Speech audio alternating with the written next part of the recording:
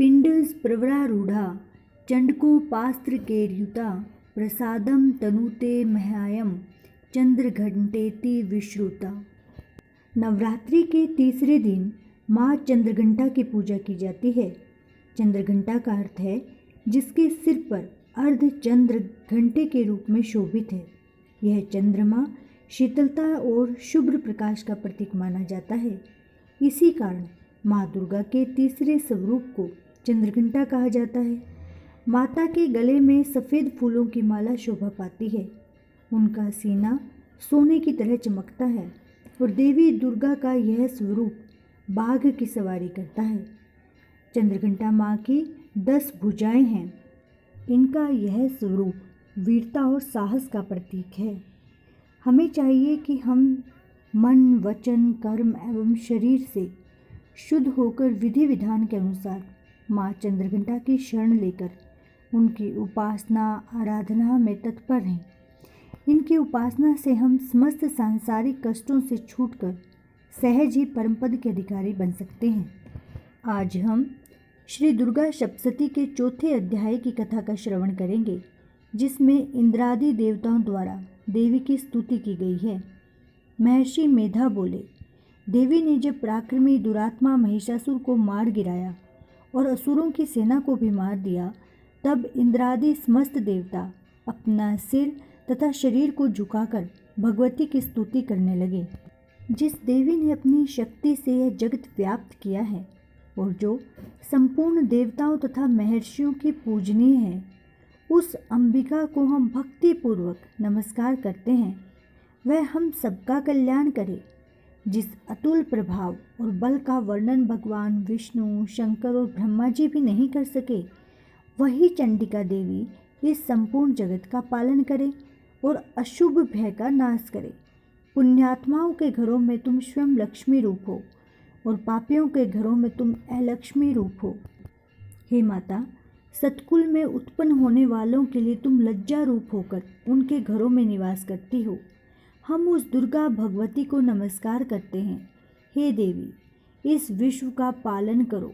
हे देवी, हम तुम्हारे अचिंत्य रूप का किस प्रकार वर्णन करें। असुरों के नाश करने वाले भारी पराक्रम तथा समस्त देवताओं और दैत्यों के विषय में जो तुम्हारे पवित्र चरित्र हैं, उनका हम किस प्रकार वर्णन करें। हे देवी, त्रिगुणात्मिका होने पर भी तुम संपूर्ण जगत की उत्पत्ति का कारण हो।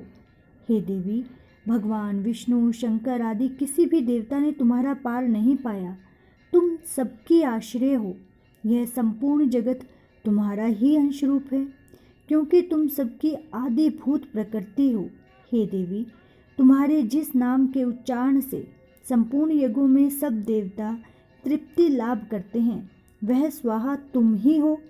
इसके अतिरिक्त तुम पितरों की तृप्ति का कारण हो, इसलिए हम आपको स्वधा कहते हैं। हे देवी, वह विद्या जो मोक्ष को देने वाली है, जो अचिंत्य महाज्ञान स्वरूपा है, तत्वों के सार को वश में करने वाले, संपूर्ण दोषों को दूर करने वाले, मोक्ष की इच्छा वाले मुनिजन जिसका अभ्यास करते हैं, वह तुम ही हो। तुम वाणी रूप हो और दोष रहित ऋग तथा यजुर्वेदों की एवं उद्गित और सुंदर पदों के पाठ वाले सामवेद की आश्रय रूप हो। तुम भगवती हो। इस विश्व की उत्पत्ति एवं पालन के लिए तुम वार्ता के रूप में प्रकट हुई हो और तुम संपूर्ण संसार की पीड़ा हरने वाली हो। हे देवी, जिससे सारे शास्त्रों को जाना जाता है, वह मेधा शक्ति तुम ही हो और दुर्गम भवसागर से पार करने वाली नौका भी तुम ही हो। लक्ष्मी रूप से भगवान विष्णु के हृदय में निवास करने वाली और भगवान महादेव द्वारा सम्मानित गौरी देवी भी तुम ही हो। मंद मुस्कान वाले, पूर्ण चंद्र बिंब के समान और उत्तम सुवर्ण की मनोहर कांति से कामनीय तुम्हारे मुख को देखकर भी महिषासुर क्रोध में भर गया। यह बड़े आश्चर्य की बात है। और हे देवी, तुम्हारा यही मुख जब क्रोध से भर गया तो उदयकाल के चंद्रमा की भांति लाल हो गया और तनी हुई भौहों के कारण विकराल रूप हो गया उसे देखकर भी महिषासुर के शीघ्र प्राण नहीं निकल गए। यह बड़े आश्चर्य की बात है। आपके कुपित मुख के दर्शन करके भला कौन जीवित रह सकता है। हे देवी, तुम हमारे कल्याण के लिए प्रसन्न हो। आपके प्रसन्न होने से इस जगत का अभ्युदय होता है, और जब आप क्रुद्ध हो जाती है तो कितने ही कुलों का सर्वनाश हो जाता है। यह हमने अभी अभी जाना है, जब तुमने महिषासुर की बहुत बड़ी सेना को देखते ही देखते मार दिया। हे देवी, सदा अभ्युदय अर्थात प्रताप देने वाली तुम जिस पर प्रसन्न हो जाती हो, वही देश में सम्मानित होते हैं। उनके धन यश की वृद्धि होती है। उनका धर्म कभी स्थिर नहीं होता, और उनके यहाँ अधिक पुत्र पौत्रियाँ और नौकर होते हैं। हे देवी, तुम्हारी कृपा से ही धर्मात्मा पुरुष प्रतिदिन श्रद्धापूर्वक यज्ञ करता है और धर्मानुकूल आचरण करता है, और उसके प्रभाव से स्वर्गलोक में जाता है, क्योंकि तुम तीनों लोकों में मन वांछित फल देने वाली हो।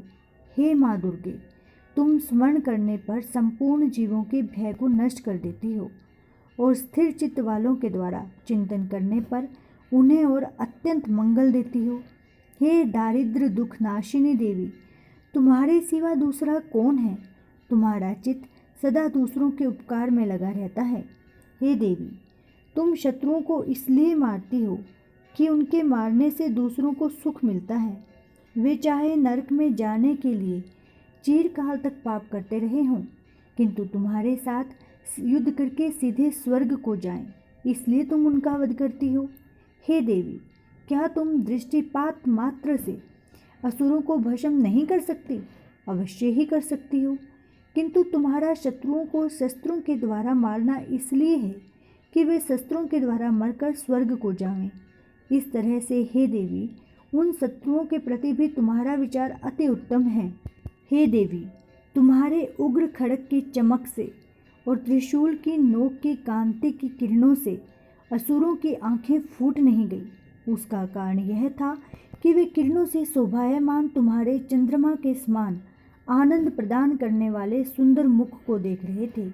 हे देवी, तुम्हारा शील बुरे वृत्तांत को दूर करने वाला है, और सबसे अधिक तुम्हारा रूप है, जो न तो कभी चिंतन में आ सकता है और न ही जिसकी दूसरों से कभी तुलना ही हो सकती है। तुम्हारा बल व पराक्रम शत्रुओं का नाश करने वाला है। इस तरह तुमने शत्रुओं पर भी दया प्रकट की है। हे देवी, तुम्हारे बल की किसके साथ बराबरी की जा सकती है, तथा शत्रुओं को भय देने वाला इतना सुंदर रूप भी और किसका है। हृदय में कृपा और युद्ध में निष्ठुरता, ये दोनों बातें तीनों लोकों में केवल तुम्हीं में देखने में आई हैं। हे माता, युद्ध भूमि में शत्रुओं को मारकर तुमने उन्हें स्वर्गलोक में पहुंचाया है। इस तरह तीनों लोकों की तुमने रक्षा की है, और तथा उन उन्मत्त असुरों से जो हमें भय था उसको भी तुमने दूर किया है। तुमको हमारा नमस्कार है। हे देवी, तुम शूल और खड्ग से हमारी रक्षा करो, घंटे की ध्वनि और धनुष की टंकोर से हमारी रक्षा करो।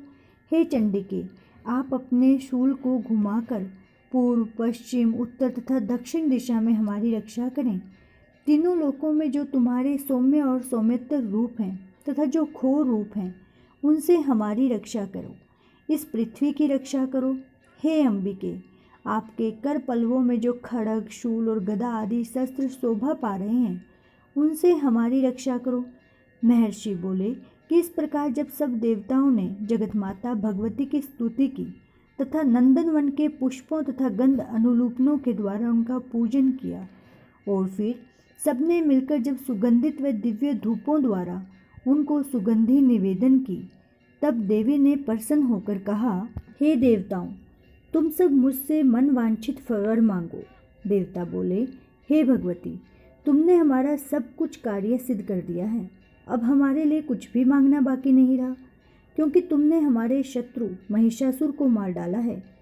हे महेश्वरी, तुम इस पर भी यदि हमें कोई वर देना चाहती हो तो बस इतना वर दो कि जब जब हम आपका स्मरण करें तब तब आप हमारी विपत्तियों को हरने के लिए और हमें दर्शन दिया करो। हे अंबिके, जो कोई भी तुम्हारी स्तुति करे तुम उनको वित्त समृद्धि और वैभव देने के साथ ही उनके धन और स्त्री आदि संपत्ति बढ़ाओ। और सदा हम पर प्रसन्न रहें। महर्षि बोले, हे राजन, देवताओं ने जब जगत के लिए तथा अपने लिए इस प्रकार का प्रश्न किया तो बस तथास्तु कहकर देवी अंतर्ध्यान हो गई। हे भूप, जिस प्रकार तीनों लोकों का हित चाहने वाली वह भगवती देवताओं के शरीर से उत्पन्न हुई थी, वह सारा वृतांत मैंने तुझसे कह दिया है। इसके साथ ही अध्याय 4 संपूर्ण होता है। आगे की कथाओं में दुष्ट असुरों तथा शुंभ निशुंभ का वध करने के लिए तथा संसार की रक्षा के लिए और देवताओं की रक्षा करने के लिए जिस प्रकार वह देवी उत्पन्न हुई थी उसकी कथा का वर्णन मिलता है। आगे की कथा का श्रवण करने के लिए हमारे YouTube चैनल से जुड़े रहें। अगर आपको ये वीडियो अच्छी लगी हो तो नीचे कमेंट बॉक्स में जय माता दी लिखना ना भूलें। माता अपनी असीम कृपा दृष्टि हम सभी पर बनाए रखें।